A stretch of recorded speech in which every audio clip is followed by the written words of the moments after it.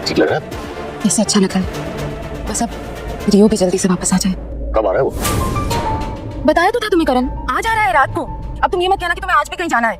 Actually मुझे नहीं करण, नहीं, आज नहीं, आज बिल्कुल भी नहीं। आज तुम डिनर हमारे साथ ही करोगे, तुम कहीं नहीं जाओगे। तुम्हारे जो भी प्लान है सब कैंसिल करो, काम, वर्क, मीटिंग्स, जो कुछ भी है। वरना मैं अरे रिलैक्स, फाइन, मैं आ जाऊंगा।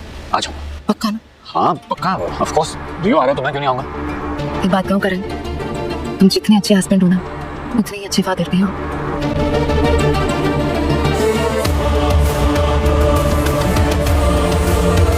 वही औरत है माँ, लेकिन आपके पास ये फोटो कैसे है? जब मैं उस घर गई तो मुझे ये नहीं कोई और औरत मिली। कोई और औरत? मुझे समझ में नहीं आ रहा है ये लड़का क्या कर रहा है। माँ इसमें समझने वाली पर करण वापस झूठ बोल रहा है। लेकिन माँ उसने माँ की कसम खाई थी। ऐसा नहीं है नंदिनी, बिल्कुल नहीं है। माँ आप अब भी ऐसा ही बोल रहे हैं? सच्चाई आपके सामने है माँ। क्या करूं, मेरा दिल नहीं मानता। लेकिन आपके लिए तो करण कभी कुछ गलत कर ही नहीं सकता। अगर करेगा भी तो आपको वो कभी गलत नहीं लगेगा माँ। वो ये कह रही है तू कि अगर मेरा बेटा गलत करता है तो मैं बेटे का पक्ष लूंगी और तेरा नहीं। मैं मानती हूँ मेरे बच्चे मेरी जान है, लेकिन मैंने आज तक अपने बच्चों की गलती पर पर्दा नहीं डाला है नंदिनी, और तुझे सबूत देना पड़ेगा मुझे।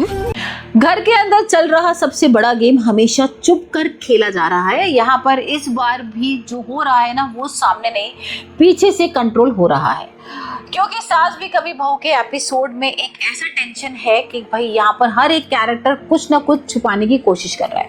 करण का साइलेंट बिहेवियर, नंदिनी का ग्रोइंग डाउट और तुलसी का शार्प ऑब्जर्वेशन, तीनों मिलकर एक ऐसे ट्रायंगल क्रिएट करते हैं जहां भाई ट्रुथ बीच में फंस गया है।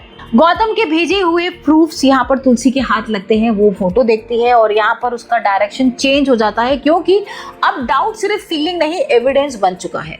तुलसी समझ जाती है कि अगर अब भी वो चुप रही तो यहाँ पर बहुत बड़ी चीज हो जाएगी जो कंट्रोल से बाहर हो जाएगी।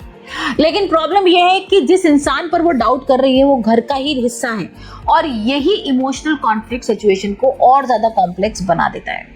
यहाँ पर करण अपनी तरफ से हर चीज को नॉर्मल दिखाने की कोशिश कर रहा है, झूठ बोल देता है कि उसका कोई अफेयर नहीं है, लेकिन कुछ ना कुछ एक ऐसी टेंशन है उसके चेहरे पे जो तुलसी समझ रही है, क्योंकि किसी भी चीज को ना वो कॉन्स्टेंटली भाई समझ नहीं रहा है। और यहाँ पर नंदिनी का जो पेशेंस है अब ब्रेक होने की एज पर है।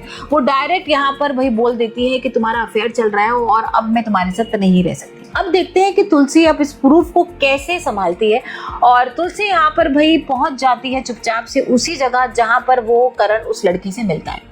उस फ्लैट पे पहुंचती है और अब देखते हैं कि कहानी किस मोड़ पर आती है। यहाँ पर भाई तुलसी के सामने वो सच आ जाता है, और मतलब यहाँ पर भाई क्लियर हो जाता है कि जिस गेम में वो इन्वॉल्व था करण, वो सच है। मतलब यहाँ पर वो चाहते हुए भी उसके सामने सच आ गया है। और अब देखते हैं कि कहानी में क्या सस्पेंस मोड खुलेगा, और यहाँ पर हर एक कैरेक्टर भाई एक सस्पेक्ट कर ही रहा था कि कुछ ना कुछ तो है, करण का शायद अफेयर है, और अब करण हो जाएगा एक्सपोज। क्योंकि यहाँ पर जिस तरीके से भाई तुलसी मिलती है उस लड़की से, देखती है, तो अब करण क्या फिर से कहानी पलट देगा?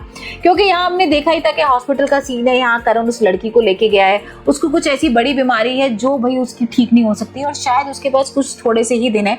लेकिन ये कहानी को किस तरीके से करण मोल्ड करेगा, इमोशनली यहाँ पर यूज करेगा तुलसी के साथ, देखेंगे आने वाले एपिसोड में, क्योंकि यहाँ तो भाई इनका एक बेटा भी है। खैर, नंदिनी जो बोल रही थी कि इसका अफेयर है, सारी चीजें हैं, उसे डाइवोर्स लेना है, वो तुलसी बोल रही है कि नंदिनी उसका साथ देगी, ये सब ठीक है।